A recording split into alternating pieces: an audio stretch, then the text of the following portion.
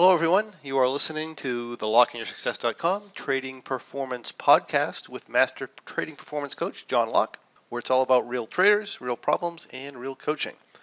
In this episode, episode number 8, I'd like to continue the discussion we started on confidence. And of course, if after the discussion you want to dive even deeper into the depth or topic of confidence, I encourage you to consider joining our Trading Performance membership, where we go much deeper into these subjects. But for now, let's review a few key concepts that should have become apparent from the last lesson and the related exercise in the previous podcast. If you remember, there are actually two sides to confidence.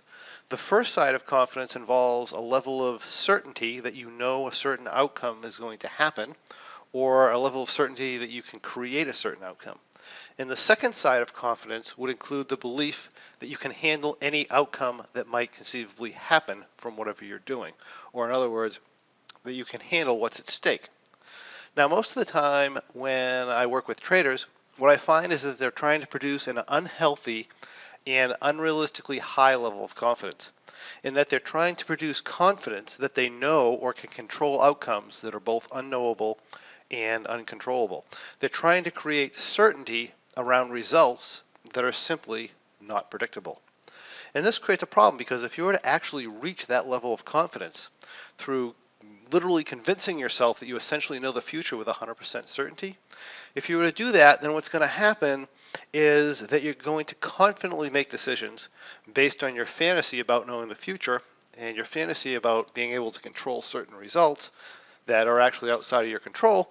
And when you do that and reality eventually hits, as it always does, you'll have no choice but to come to the painful realization that you were wrong. And hopefully, if you've been through this process, you begin to realize that this quest for excessive confidence can create some really, really poor risk decisions. Now, a question: why would a trader be so desperate to know with nearly 100% certainty that he's going to win a trade? Why would he be so desperate to do that he's actually willing to spend countless hours backtesting and form-fitting strategies and indicators so that they look perfect? And he's willing to try strategy after strategy and spend years of his life learning about every conceivable topic known to man about trading, much more than is necessary to be a good trader.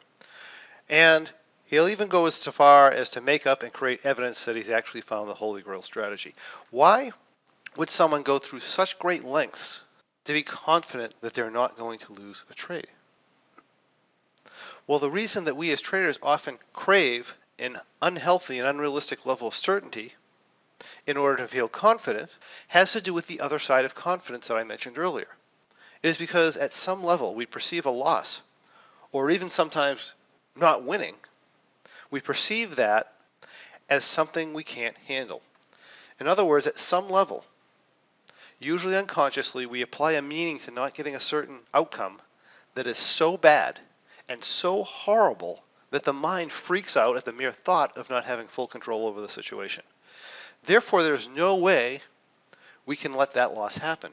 And therefore, we are hypersensitive to any information that could possibly lead to a loss, and we feel like we must control absolutely everything, including the outcome. And of course, in reality, with trading, that's simply not possible. And hence, traders get into this endless loop of fear, anxiety, low confidence, and poor performance. So in these cases, the answer isn't to try and become more confident about controlling the future and winning, but rather to become confident that we can handle the losing scenario. Because when the losing scenario is no longer the end of life as we know it, then what happens is that we'll no longer have to rely on controlling things that we ultimately have little to no control over anyway in order to feel confident. And as a result, we can more easily open our focus to things that we can control, such as our process. And when we focus on things we can control, confidence becomes easy. So let's take a look at some things we can control. First is our financial risk. When we trade, we want to be sure our financial risk is at an acceptable level. We never want to put ourselves in a position financially where we can't afford to lose a trade, nor do we want to be in a position where we need to win a trade. because whether a trade wins or loses is something we cannot control. We may have influence over it, but we can't control it. And as we stated earlier, when we can't afford not to win, we try to control things that can't be controlled. And when we do that, we argue with reality. And I can tell you from past experience, when I argue with reality, I lose 100% of the time. And I'm pretty confident that you'll lose as well. You'll either lose confidence and make poor choices, or worse, you'll pretend that you can control your outcome, and again, you'll make poor choices. Arguing with reality is simply a lose-lose. Now, if we find that we are actually trading responsibly and we can handle the loss and we're not desperate for the win, and we're still having challenges with a particular loss, this is where we need to start looking into what kinds of meanings we're applying to the potential loss. Now realize that when you're feeling anxiety and you don't know why, or your anxiety doesn't make sense logically, it's because you're thinking thoughts and making associations that you're probably not conscious of. So in these cases, what we need to do is we need to bring these thoughts and associations into conscious awareness so that we can evaluate them for their validity. And if they are valid, we want to make sure we determine the realistic consequences if the poor outcome should come to be realized. So it goes something like this. I notice I'm feeling fear or lack of confidence or whatever. At this point, I want to ask myself 3 questions. Number 1 is, what am I thinking? Realize that if you're feeling a feeling, you're thinking something. You may not be conscious of what you're thinking, but you're thinking something. So bring that to your consciousness. What am I thinking? And once you do that, ask the question, am I absolutely sure that this is true? Because you'll find when you question your thinking, if you figure out what you're actually thinking underneath the surface and you question it, a lot of times it doesn't make any logical sense and it's not true. But sometimes it is. And if it is true, ask yourself the question, so what if it is true? And then what I want you to do is I want you to play out that scenario to the very end. So for the question, what am I thinking? What I want you to do is called a thought download. And it works kind of like this. When you're feeling not confident or stressed, sit down and take 5 minutes to write down any thought that pops into your head, no matter how ridiculous or small it seems to be. Don't judge the thoughts, just write them down. Once you've got the list, I want you to take one thought at a time and simply ask the question, can I be absolutely sure that this thought is true? And if you can't be sure that it's true, then recognize it for what it is, a story, a lie, a fantasy that you've created with your mind. Ask yourself questions like, could the opposite statement be just as true? So what comes to your mind is the market's going to go up and I'm going to lose this trade. Could it be just as true that the market's going to go down and you're going to have a big win? If you're going to have a fantasy, you might as well have a fantasy in the right direction, right? So go ahead and do that. Ask yourself, could the opposite statement be just as true? Play with the thought. Make fun of it. Laugh at it a little bit. Make a crazy story. Because you've already created one anyway. You might as well create some more. And realize that whatever story you're telling yourself is just one of many stories that could actually happen. What if it is true, or even if it's not true and you're still having challenges letting go of the story? Ask the question, so what? So what if this is true and my worst fear actually happens? What's the actual result of that going to be? I want you to play this out. And I want you to continue questioning and following along with your sequence of thought all the way to what I call death. So for example, say I'm feeling stressed and I have the thought I'm going to lose the trade. My first question can be, am I absolutely sure that I'm going to lose this trade? Obviously the answer, I would say 99.9% of the time, is no. The thought's a lie.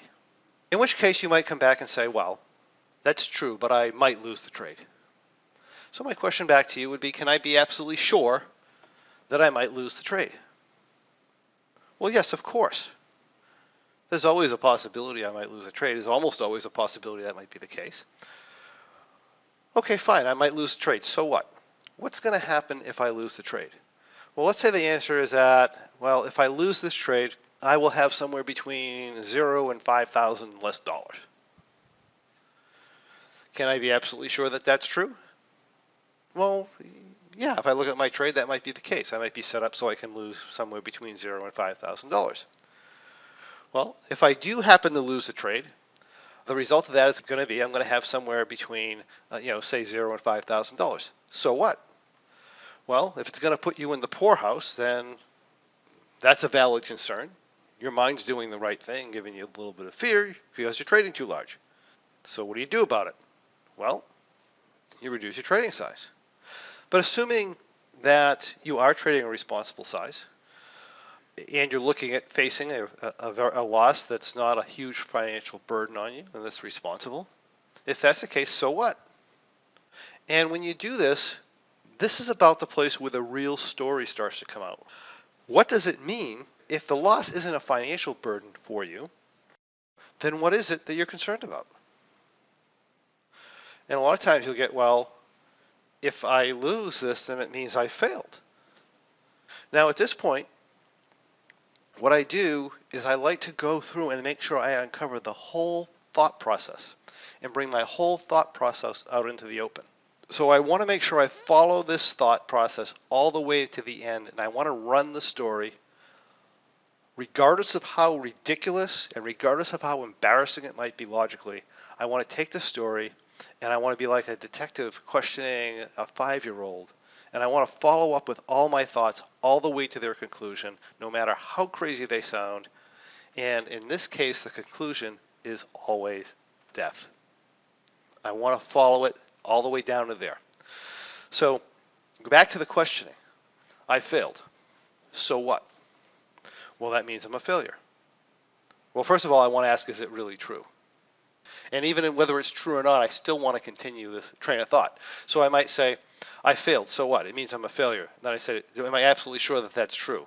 And the answer would probably be, well, no, because, anybody who's learning to do anything new, or anybody who makes a decision on something that has an unknowable outcome, that doesn't mean they're a failure just because you couldn't predict an unknowable outcome. Nobody can do that, right? So it's not really true. But suppose I just assume that it's true. So what? I'm a failure, so what? Well, then I won't have enough money and no one will love me. Well, I won't have enough money and no one will love me. Is that true if you lose the trade, right? And then, like I said, it's either going to be true or it's not. So what? And follow that story all the way to your death, asking questions, can I absolutely be sure that this is true along the way? And then, so what if it is true?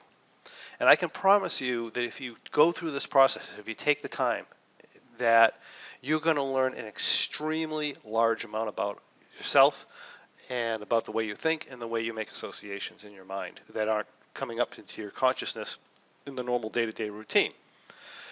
And when we do this, we'll usually find that our mind's likely associating all these crazy things, including death, with the loss of a trade, which up until now, this association was unquestioned and automatically accepted as true. And if that's the case, if at some level we believe that death is at stake in a trade, that's a pretty high stake, right? If death is at stake in a trade, I don't care what you do, a feeling of confidence at that point is going to be very, very difficult to come by. So my suggestion to you is to discover the story you're creating for yourself and see it for what it is. Nothing but a story or a fantasy that you've made up. And then I encourage you to create the opposite story of all the good that could come from a loss and realize that this story too is made up and that this new story could be as equally true as your disempowering story. Look, if you're going to create a fantasy, you might as well have a good ending, right? So I encourage you to go ahead and create the fantasy with a good ending. Now, once we realize that we are indeed trading responsibly, and once we become realistic about the true consequences of our loss, then at that point confidence becomes much easier simply because there's a lot less at stake in the result. And from here, once we understand this about ourselves, now we have the foundation to begin building a healthy, productive level of confidence. And how might you ask? Do you build a healthy level of confidence? Well, we do this through something called courage. Realize that we cannot truly have confidence in something we don't have an adequate history of success in. And it's very unlikely to create an adequate history of success to be confident if we don't behave in a confident way. My point being that if you're waiting for confidence in order to behave confidently so that you can then be successful, then you're going to have a very long wait. To overcome this, we do two things. First, we look for areas where we can be confident. For example, we can be confident that a loss is no big deal. We can be confident that we're capable of following a plan. And second, and perhaps more importantly, we utilize something called courage. We decide to have courage and to act confidently despite the lack of proof that it'll work. Realize that the actions of confidence come first, the feelings of confidence come later. Therefore, we must decide to utilize courage to act confidently. This way we will gain experience, and yes, we will fail from time to time, but we will be moving forward and we will gain experience. And we will learn and we will begin to see successes. And yes, we will become more and more confident as part of the process. And that is how you do it, my friends. And speaking of friends, please be sure to share this with your friends and help them become better traders. They will thank you for it. All right, that's what I have for you today. Thank you for joining me, and I'll see you on the next Trading Performance podcast. Hey, if you enjoyed listening to this podcast, you have to check out my Trading Performance membership, where we take all this material to the next level. We study it and we apply it to bring our trading performance to peak levels.